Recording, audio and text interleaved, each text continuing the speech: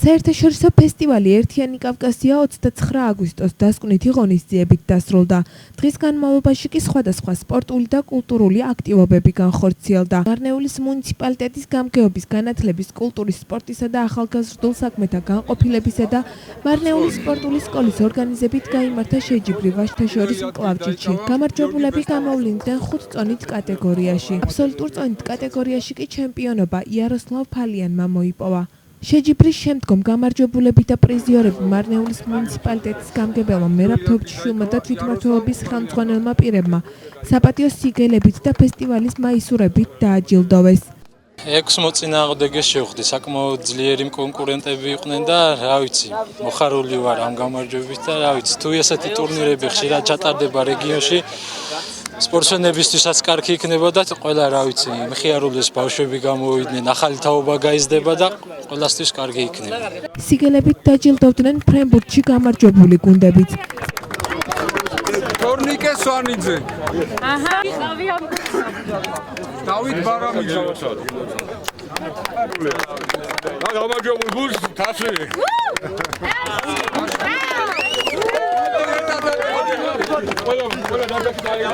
მონაწილეობა მივიღეთ წერაქვს ჩატარებულ ფრენბურთის ფემურჩი. ანუ და ძალიან მომეწონა ეს ყველაფერი, რადგან სახალისო იყო. პირველი ადგილი ავიღეთ და გადმოგცეს დიპლომი და თასი. ფესტივალი დღეს ბოლო დღე არის ფესტივალი და ასკვნით დღეს გაიმართება ბოლო კონცერტი. მე ძალიან მიხარია, ძალიან აქტიურ ფაზაში მიმდინარეობს. 8 საათზე დაიწყება მუსიკალური ნაწილი, მანამდეც კი სხვადასხვა სპორტული ღონისძიებები იყო აგერ და მიმდინარეობდა დაჯილდოვებები, რომ ახალგაზრდები ეთობიან ყველანაირად, ყველა პირობაა შექმნილი იმისათვის, რომ კარგად და თავისუფლად იგრძნონ თავი და რაც თავარია ჩვენს მრავალეროვან და მრავალეთნიკურ რაიონში ძალიან ბევრი ახალგაზრდა შეიკრიბა და ძალიან მეგობრულად და კარგად გრძნობენ თავს. ასევე ჩამოსული სტუმრები კავკასიიდან, სომხეთიდან, აზერბაიჯანიდან, საქართველოს სხვადასხვა კუთხიდან, ასევე უცხოეთიდან ძალიან მეგობრული გაწყობა არის შექმნილი და მე მიხარია, რომ ჩვენ შევძელეთ ის, რომ ასეთი თავისუფალი სამბეჭდავი სივრცე შექმნილი ყოა ახალგაზრდების ურთე დასამეგობრებლად. დღეს ჩატარდა სხვადასხვა სპორტული ღონისძიებები, იყო მძლეოსნობაში, იყო გლავჭიდში, იყო ფრენბურთში, იყო ქართულ ჭიდაობაში გუშინ და სისტემატურად დღის განმავლობაში სხვადასხვა ღონისძიებებით არის დატვირთული, როგორც სპორტული, ასევე სხვადასხვა ვორქშოპები არის ტარდება, როგორც ბავშვებისთვის, ისე მოზარდებისთვის, ახალგაზრდებისთვის და ასე ვთქვა, მთელი დღე დატვირთულია სასიამოვნო განწყობით. სპორტული აქტივობების პარალელურად წერაქვში მოეწყო უცხოელი მხატვრების ნახატების გამოფენა და ფილმების ჩვენება. მიზანი კულტურული ხიდების არის მსოფლიო კულტურის ცენტრებთან ჰქონდეს გაცვლითი პროგრამა, ეს უკვე ამუშავებულია, რადგან ჩემთან გუგენჰაიმის ვან გოგის ცენტრი არის და მსოფლიოს სხვადასხვა ქვეყნები ჩართულია პეკინის, ახალზელანდიის ჩათვლით. დღის ბოლო კი გრანდიოზული კონცერტით დასრულდა. ფესტივალის შემაჯამებელ ღონისძიებაში მონაწილეობა მიიღეს და მსმენელის წინაშე წარსდგნენ გორდელა მარიამ ელიაშვილი და მარნეულის კულტურის ცენტრთან არსებული ცეკვისა და სიმღერის ანსამბლები.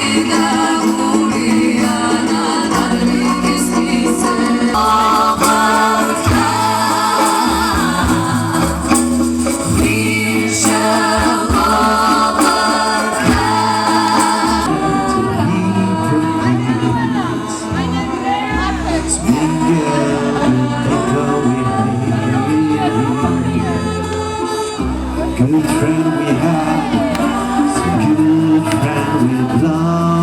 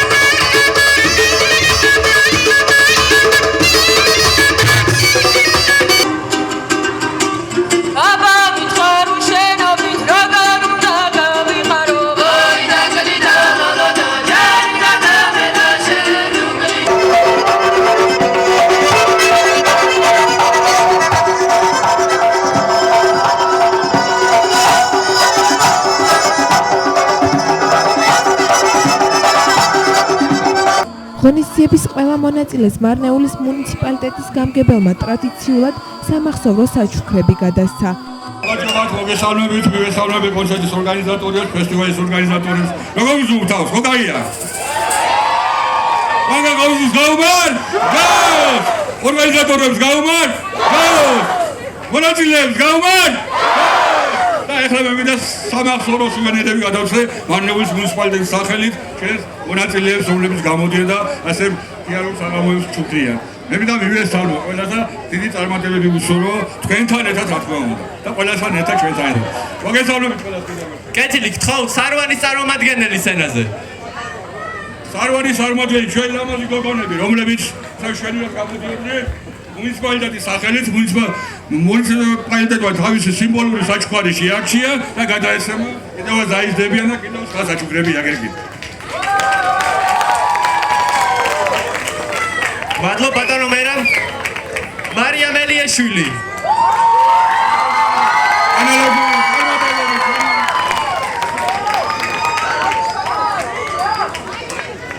მადლობთ გორდელა.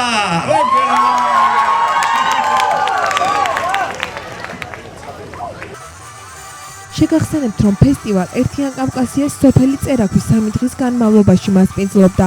აღნიშნული ფესტივალი საქართველოში წელს მეორედ გაიმართა.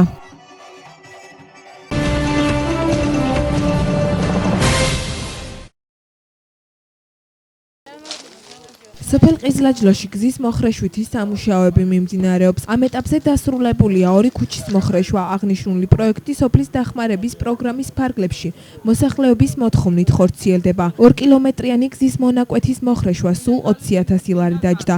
სამუშაოები უახლოეს დღეებში დასრულდება. სოფელ ყიზლაჯლოში ვიმყოფებით, სადაც 3 ქუჩა მოიხრეშება, საერთო ჯამში 2 კილომეტრია. 2015 წლის სოფლის დახმარების პროგრამის ფარგლებში მოსახლეობამ მოითხოვა. მინდა მადლობა გადავუხადო სახელმწიფოს მხარდაჭერისთვის. ეს ქუჩა სანამ მოიხრეშებოდა ძალიან ტალახიანი იყო. ადგილობრივებს გადაადგილება უჭირდათ. მინდა ყველას გადავუხადო მადლობა, ვინც პროექტის განხორციელებაში მონაწილეობა მიიღო.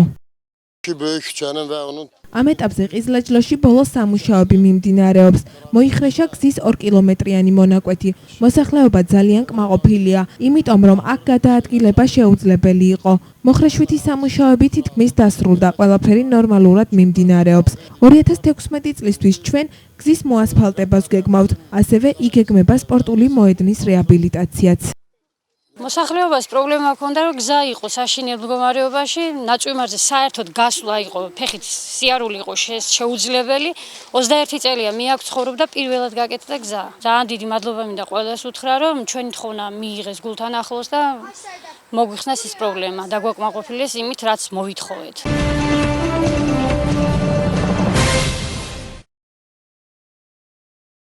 30 აგვისტოს მარნეულის მუნიციპალიტეტის კულტურის ცენტრის ორგანიზებით სოფელ წერაქვში მიხეილ ჯავახიშვილის სახელობის სახლ-მუზეუმის ეზოში პოეზიის საღამო მოეწყო. ღონისძიებას ესწრებოდა ქვემო ქართლის გუბერნატორი პაატა ხიზანიშვილი, გუბერნიის ადმინისტრაციის წარმომადგენელი ლევან ჟვანია, მარნეულის მუნიციპალიტეტის გამგებელი მერაბ თოფჩიშვილი, მოადგილეებთან და თვითმმართველობის სხვა ხელმძღვანელ პირებთან ერთად. გამგეობის თანამშრომლები, ფესტივალის ორგანიზატორები და ადგილობრივი მოსახლეობა. ფესტივალის შებინდებისას არაორდინალურ გარემოში დაიწყო, რომელიც ღია ცის ქვეშ ჩირაღდნების, კოცონის და ანთებული სანთლების ფონზე გაიხსნა. საღამოს მთავარი მიზანი ისეთი გარემო შექმნა იყო, სადაც ნებისმიერი დამსწრე შეძლებდა განტვირთვას. ორგანიზატორების განცხადებით საღამო გრანდიოზული მუსიკალური ფესტივალის ერთიანი კავკასიის დახურვას მიეძღვნა. ღონისძიება მშვიდ გარემოში კლასიკური მუსიკის, წითელი ღვინის, ალაფუშეტისა და სპეციალურად სტუმრებისთვის შექმნილი დეკორაციების თანხლებით მიმდინარეობდა. ახალგაზრდებმა წაიკითხეს საკუთარი ლექსები. საღამოს დასასრულს ქვემო ქართლის გუბერნატორმა და მარნეულის მუნიციპალიტეტის გამგებელმა ღონისძიების მონაწილეებს დიპლომები და სიმბოლური საჩუქრები გადასცეს. მერაბ თოფჩიშვილმა სამახსოვრო საჩუქრებით დააჯილდოვა ფესტივალ ერთიანი კავკასია და პროექტ თანამონაწილეობითი ბიუჯეტის ორგანიზატორებიც.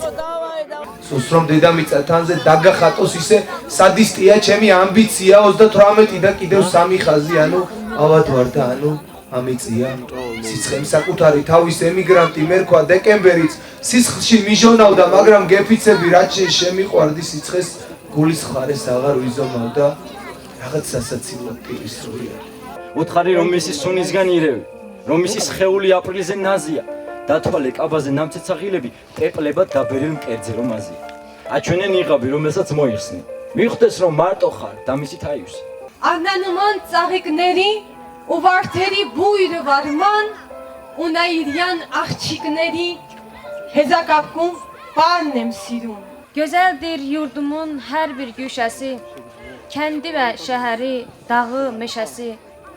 Burada şairlərin ilham pərisi danışır susmadan şeir dililə. შვილებს სახელად მივცემდი ლაზარეს, თომას, პავლეს.